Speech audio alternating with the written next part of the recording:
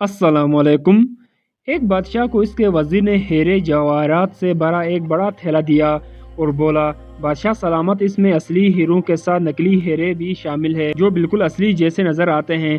आप इन नकली हीरों को असली हीरों से अलहदा करवा लीजिए तो ये सारे हीरे उस आदमी के हो जाएंगे। बादशाह ने अपनी सल्तनत में ऐलान करवाया, जो जोरी नकली हीरों को पहचान कर ठीक से अलहदा कर देगा उसे मुँह मांगा इनाम दिया जाएगा, लेकिन अगर कोई नाकाम हो गया तो उसे हमेशा के लिए जिंदान में फेंक दिया जाएगा। कई जौहरी अपने इल्म को आजमाने बादशाह के महल में पहुंचे, मगर नकली हीरे इस कदर हकीकत के करीब थे कि जौहरी भी उनसे धोखा खा गए और कई जौहरियों को जिंदान में फेंक दिया गया।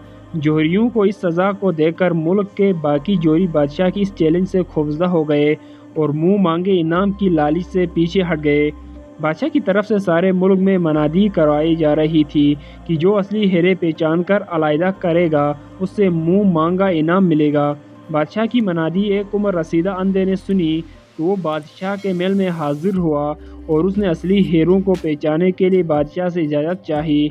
बादशाह ने उम्र रसीदा अंधे से कहा, क्यों अपनी जान के दुश्मन बनते हो? तुमसे पहले आँखों वाले कई काबिल जौहरी इस मकसद में नाकाम होकर जिंदान में सड़ रहे हैं, बेहतर है तुम अपने इस कसद से बाज आ जाओ। अंधे ने जवाब दिया, बादशाह सलामत, मैं अगर असली हीरे न पहचान सका तो मैं आपकी सज़ा के लिए तैयार हूँ। बादशाह ने अंधे को हीरे पहचानने की इजाज़त दी तो अंधा हीरों का थैला लेकर एक कमरे में चला गया और कुछ देर के बाद असली और नकली हीरे अलग करके ले आया। बादशाह ने हीरे देने वाले वज़ीर से कहा, देखो क्या ये अंधा अपना मकसद में कामयाब हुआ है?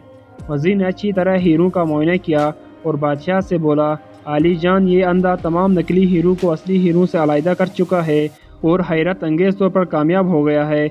बादशाह ने अंधे से पूछा, बगैर आँखों के तुमने असली और नकली की पहचान कैसे की? अंधा बोला, ये काम बहुत आसान था जनाब, मैंने हीरों की थाली से तमाम असली और नकली हीरे आग के करीब रख दिए, फिर जो असली थे वो आग की हिद्दत से गर्म नहीं हुए और जो नकली थे वो गर्म हो गए तो मैंने उन्हें अलहदा कर दिया। सबक: किरदार की मेहनत करने वालों का हिसाब भी इन हीरों जैसा ही है, क्योंकि जो दुनिया की मुश्किलात और तलखियों को बर्दाश्त कर गया, मसाइब को सह गया और दिलशिकनी करने वालों की गुफ्तगू पर इखलाक से न गिरा, वो असली हीरा है, और जो इन तलखियों पर अपना तवाज़ुन खो बैठा वो नकली है। दोस्तों, अगर आप लोगों को ये कहानी पसंद आए प्लीज़ मेरे चैनल को सब्सक्राइब करें और वीडियो को लाइक ज़रूर करें। शुक्रिया।